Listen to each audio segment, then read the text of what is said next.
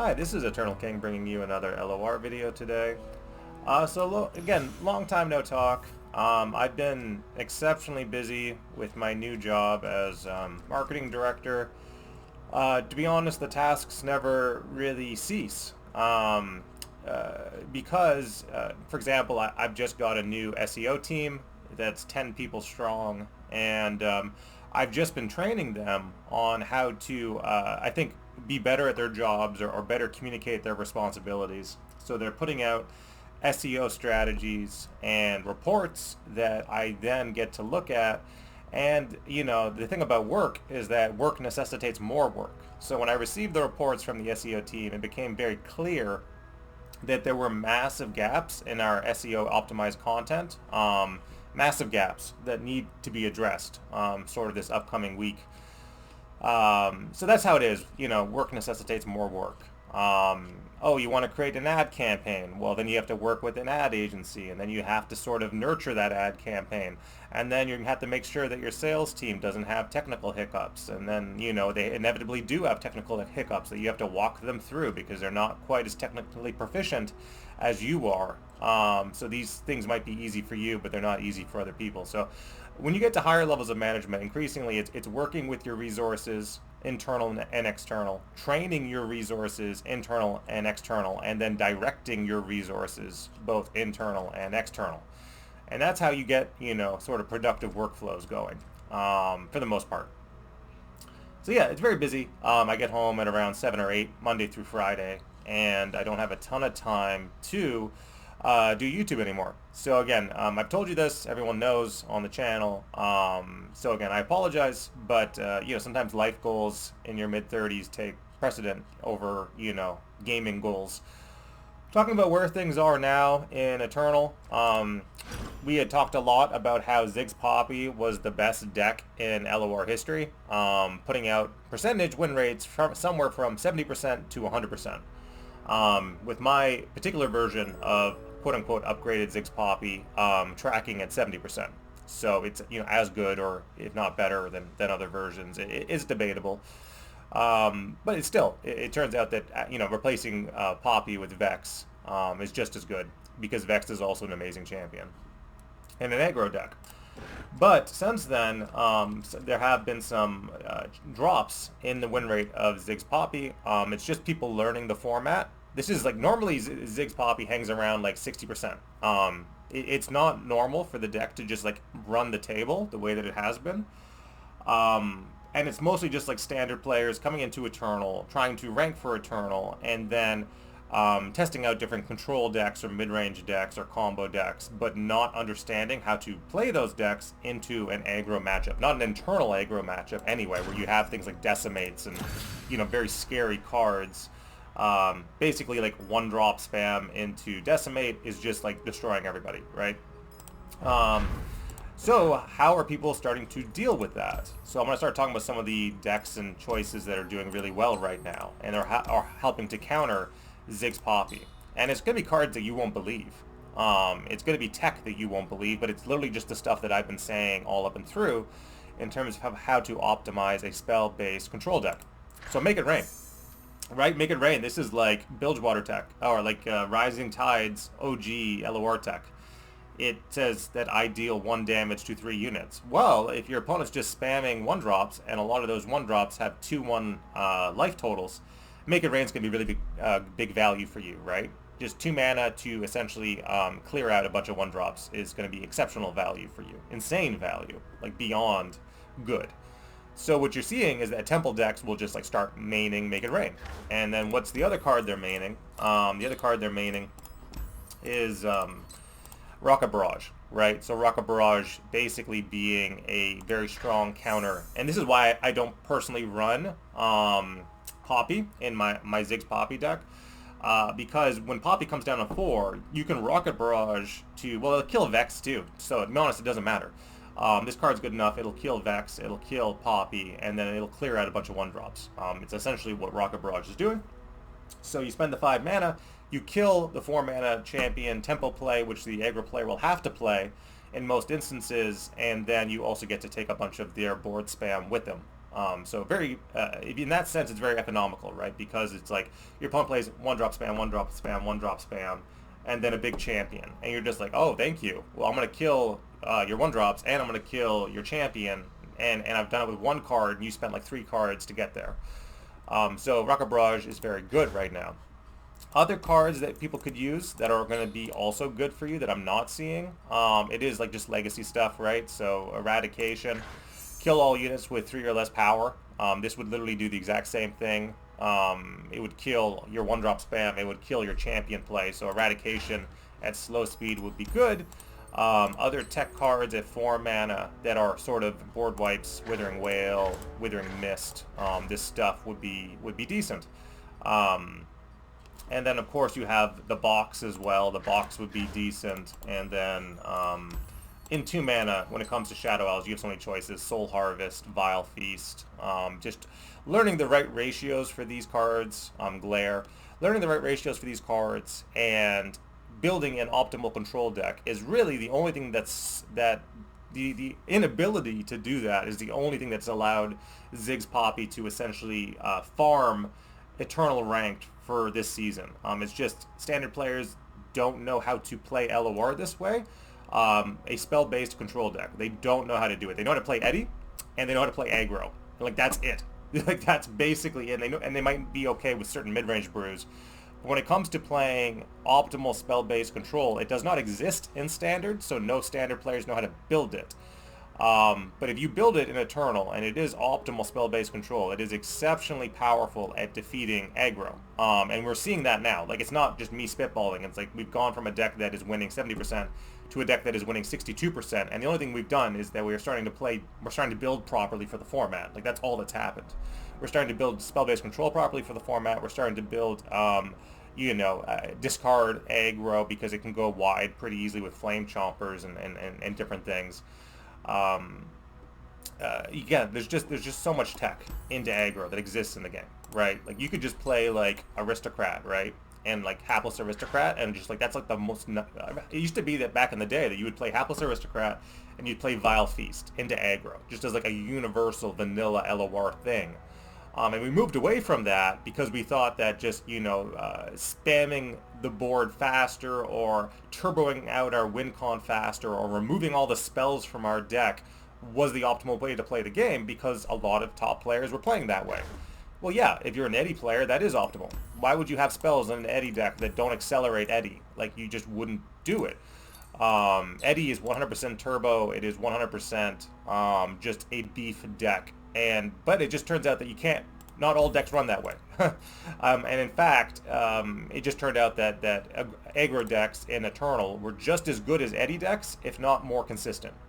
Even no matter how much beef you slam, even if you are playing, I think my favorite version of Eddie, which is like triple Tavern Keeper, triple Explorer, even if you do all of that, it just turned out that not having any sort of spells in your deck, not having any sort of reactive plays in your deck, made you an easy target for well-piloted aggro deck or good aggro player. They would just farm you easily. Because at the end of the day, slamming the most beef in LOR doesn't matter as much as reacting to what your opponent is doing. That's just universally true. In Eternal specifically. In Standard, no, it's just turbo faster than your opponent with everything you're playing. Everything is turbo. Nothing matters. That's why I hate Standard. But yeah, in Eternal, you build a proper spell-based control deck. You will see that in the numbers of aggro. It's a 1-to-1 ratio, 100%. So yeah, Ziggs Poppy dropping like 8% in like a week, just because people are starting to build for Eternal properly based on sort of some of the advice that I've been giving. It's that easy, and it could have been done at the beginning of the season as well, but just no one knew how to do it because of this. Because this has made you lazy. This has made you build decks poorly from an objective perspective. This has taught you all the wrong lessons about the game. And the players who have popularized this have taught you all the wrong lessons about the Eternal format.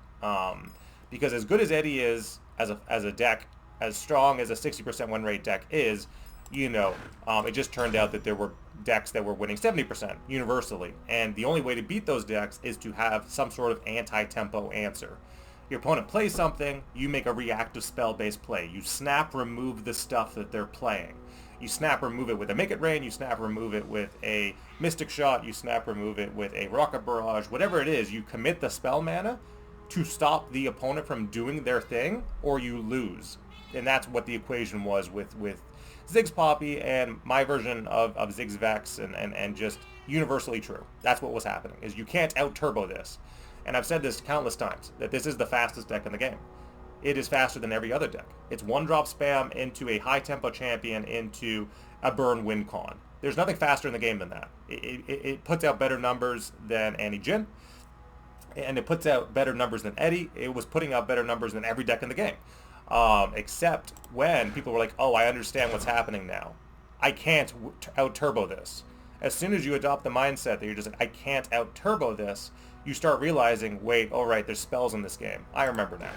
So, like, yeah, commit the single combat, commit the Mystic Shot, commit the hard removal, commit the Make It Rain. If you have to, go for the two mana wide solution, right? Like, again, all of this vanilla tech is available to you and still in the game, and nothing about it has changed. It's great. It's a great card to counter aggro.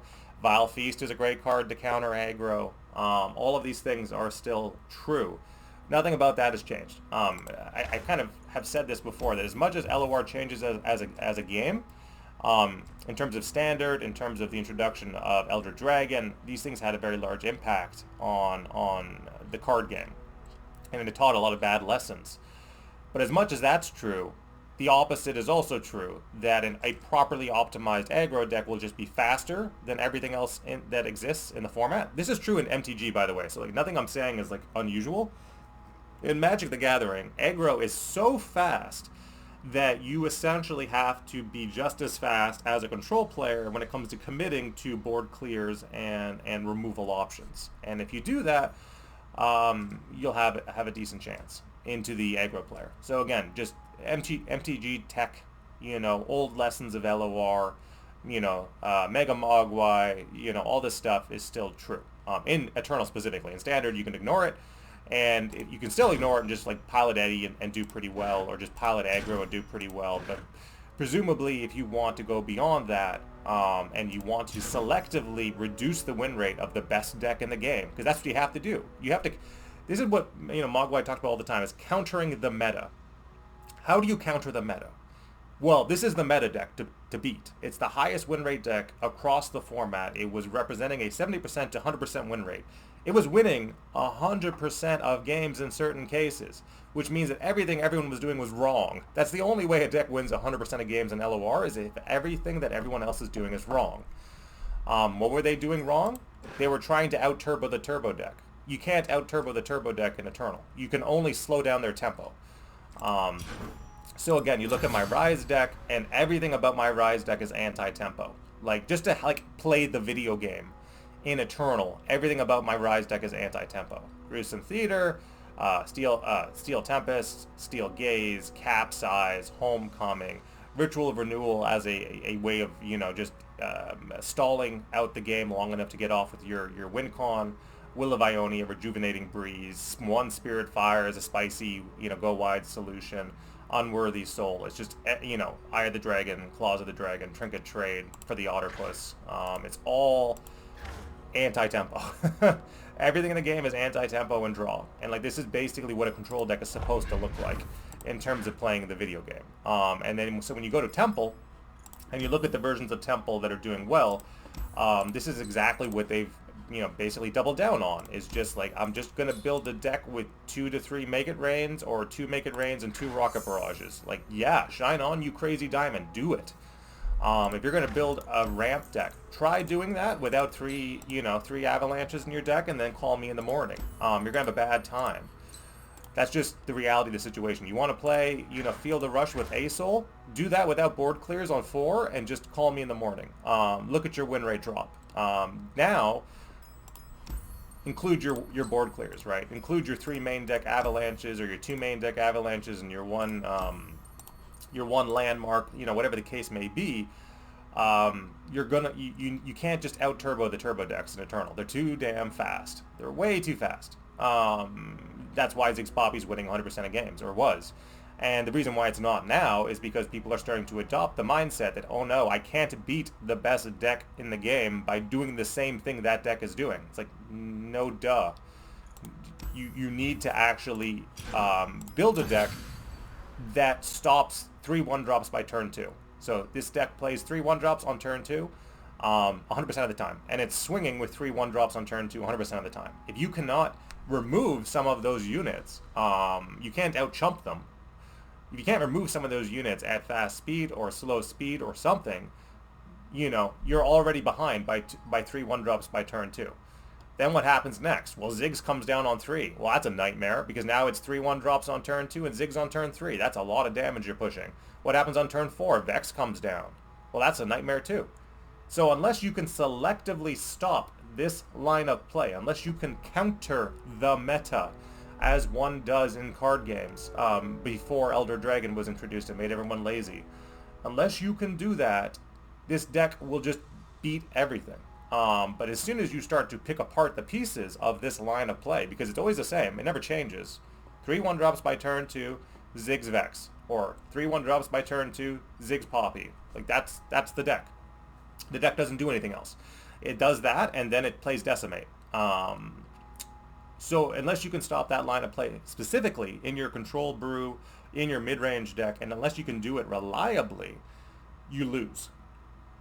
Through a combination of spells, through a combination of healing, through a combination of stall, through a combination of chumpers, it all needs to be there and it all just needs to work. Because if it's not there and if it doesn't work, this deck just wins 100% of games. It's basically the standard player noob smasher who have, people who've gotten fat off of Elder Dragon and the wrong ways of playing the game.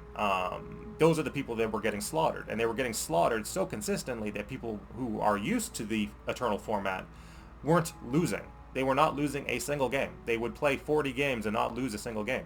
At worst, you play 40 games and you win 70% of them. That's the range we're talking about here. This is how well aggro was doing. Too well, obviously. So now that people are doing the things that I suggest, which is, kind of old school Mega Mogwai mindset, which is counter the meta. If you do not counter the meta, you will get stomped by the meta. This is the meta. It's better than everything else in the meta. And now that people are doing it, it's going better. If you don't feel comfortable with spell-based solutions, there are creature spam solutions that do equally well. Zaunite Urchin. So Zaunite Urchin, very good. Is a very good sort of spammy creature-based solution on 1. So discard aggro is just very good at going wide. I would argue that it's better at going wide than even the aggro deck. So again, this is one way to go wider than your opponent is discard. The other thing is you have cards like House Spider, and then you also have 2 for 1, pretty good at dealing with aggro. And then you also have the Bilgewater solution in the form of Mirai Warden. So it used to be that Swain, talking about like legacy tech, it used to be that like Swain Control would 100% run House Spider. It might run 3 House Spiders. It was just like that dedicated. It was that against aggro that it just wanted like, not only do I want a chumper, I want 2 chumpers and I want them for 2 mana, right? Vile Feast kind of being a similar idea where you ping one thing and then you get a chumper.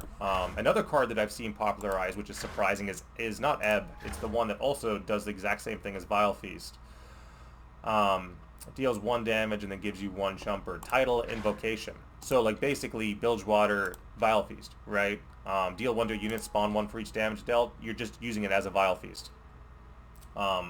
So yeah, I have seen something like double Make It Rain, triple Make It Rain, or triple Tidal Invocation. Like I've seen that stuff. And it's smart. This is smart LOR. Running your Vile Feasts again is smart LOR. Running your board clears again is smart LOR. And the more that you do it, the less autopiloting experienced players can do into you. Because you start presenting very hard gameplay scenarios for them.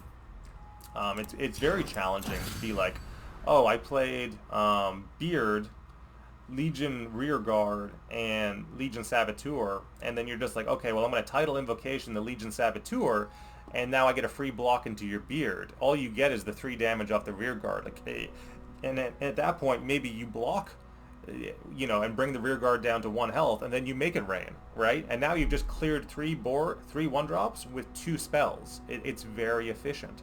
At that point, the game's over. If you title Invocation the Legion Saboteur, chump the block, you chump the rear guard and then make it rain the beard and the rear guard with 1 HP, the game's over. Opponent's done as the aggro player. Like, it's done in 3 turns. You've essentially teched your deck and built your deck sufficiently anti-aggro and sufficiently low to the ground from a spell-based perspective that the aggro player's already lost before the game has started. They'll auto-concede. Their Nexus will just explode. I know that because I'm a top aggro player. And again, I built a version of Ziggs Poppy that is just as good. And it's new as well. This is Eternal King signing out. Again, I'm sorry that I'm so busy with kind of in the tech startup space right now, and I'm so busy with all the teams I'm managing, and I'm so busy with all of the tasks that I'm managing. I kind of love it, just like personally. I like being busy. I like getting home at 7 or 8 and then having, the day be basically gone. Get up the next morning, do that from Monday to Friday. And then, then you have your weekend to be lazy. So to me, that seems ideal. But a lot of people, they basically want to work from home and just be lazy all day anyway. They basically want to do whatever it is they do and get paid for it. That's not the way that I'm programmed. Work is meant to be hard, and it's meant to be, a little bit painful, because that's where the blood, the sweat, and the tears come from. Once again, we're signing out. A little bit of a tangent there. Hope you guys have an awesome rest of your weekend.